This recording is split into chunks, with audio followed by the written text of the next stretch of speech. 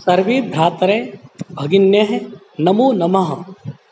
हमने व्यंजन संधि के तीसरा भाग जसत्व संधि के पहले भाग का अध्ययन किया था। अब जसत्व संधि का पहले भाग का अध्ययन करने के बाद आज हम जसत्व संधि के दूसरे भाग का अध्ययन करेंगे। जसत्व संधि का दूसरा भाग के अंतर्गत जो सूत्र है वह है झलाम जस झसी, अर्थात यदि पद के मध्य में किसी भी वर्ग का चौथा वर्ण प्रत्येक वर्गाक्षर के वर्णों के बारे में हमने पूर्व में अध्ययन कर लिया था। तो कै वर्ग का चौथा वर्ण घ, चै वर्ग का चौथा वर्ण झ, टै वर्ग का चौथा वर्ण ध, तै वर्ग का चौथा वर्ण ध और पै वर्ग का चौथा वर्ण भै। तो मैंने कहा था यदि पद के मध्य में किसी भी वर्ग का चौथा वर्ण के ठीक बाद किसी भी वर्ग का चौथा अक्षर आता है तो पूर्व वाला अर्थात पूर्व पद वाला चौथा व्यंजन वर्ण अपने ही वर्ग के तीसरे वर्ण में बदल जाता है। इसे हम निम्न सूत्र के माध्यम से भी देख सकते हैं। पहले मैंने वर्ग का चौथा वर्ण लिखा है। वर्ग का चौथा वर्ण है घ, झ, ध, ध, भ के बाद में चौथा व्यंजन वर्ण आता है। यानी दूसरे पद के प्रारंभ में तो चौथा व्यंजन वर्ण आएगा ही आएगा। तो पूर्व पद वाला जो चौथा वर्ण है वह हमें ये पहचानना होगा कि वो किस वर्ग के का चौथा अक्षर है। वह चौथा वर्ण उसी वर्ग के तीसरे अक्षर में बदल जाएगा। जैसे घ क वर्ग का चौथा वर्ण है तो जब पद बनेगा तो घ ग में बदल जाएगा, झ जय में बदल जाएगा, ध ड में बदल जाएगा, ध द में बदल जाएगा और भै बे में बदल जाएगा। इस तरह से पूर्व पद वाला चौथा वर्ण अपने ही वर्ग के तीसरे अक्षर में बदल जाएगा। इसे ही जसत्व संधि कहते हैं। इस तरह ये जसत्व संधि का दूसरा भाग है। अब हम उदाहरणों को माध्यम से और अच्छे से समझ सकते हैं। उदाहरण नंबर 1, लभ धन ध। यहाँ पर पहले पद के अंतिम वर्ण भै, भै चौथा वर्ण है।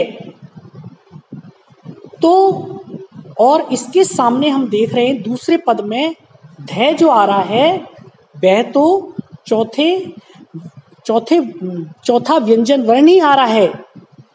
तो पहले पद वाला जो भै पै वर्ग का अक्षर है तो भै पै वर्ग का चौथा वर्गाक्षर होने के कारण से भै पै वर्ग के तीसरे वर्ण बै में ही बदलेगा। तो हमारा पद बनेगा लब्ध, यानी भै का तीसरा वर्ण बै हो जाता है।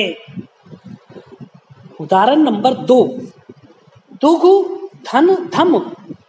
अब हम देख रहे हैं पहले पद में अंतिम वर्ण चौथा व्यंजन वर्ण आ रहा है और दूसरे पद के प्रारंभ में ध ये भी चौथा व्यंजन वर्ण है।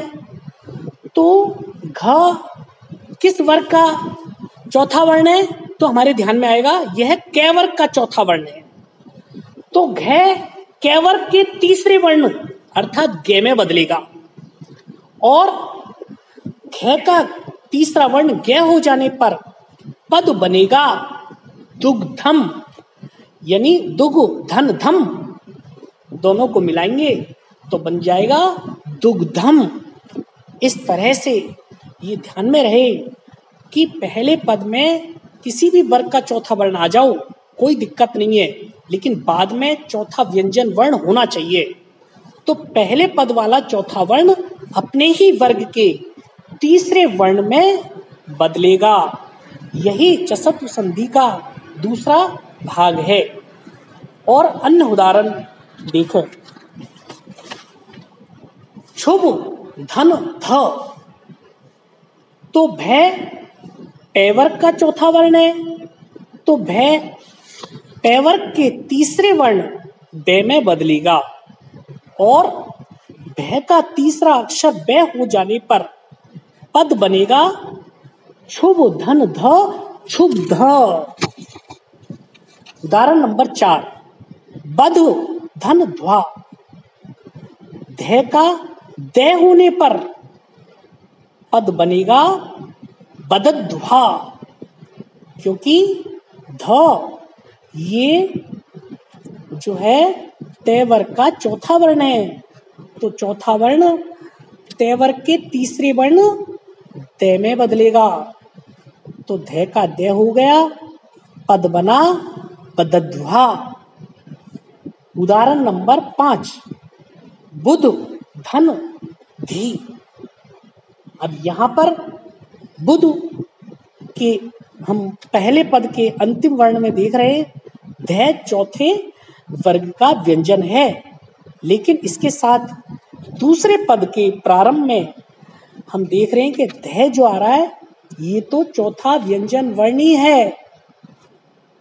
तो ध तय वर्ग का चौथा वर्ण हुआ, तो ये तय वर्ग का तीसरा वर्ण ध का बन जाता है ग द, ध का क्या बनेगा द, तो ध का तीसरा अक्षर द होने पर पद बन जाएगा बुद्धि।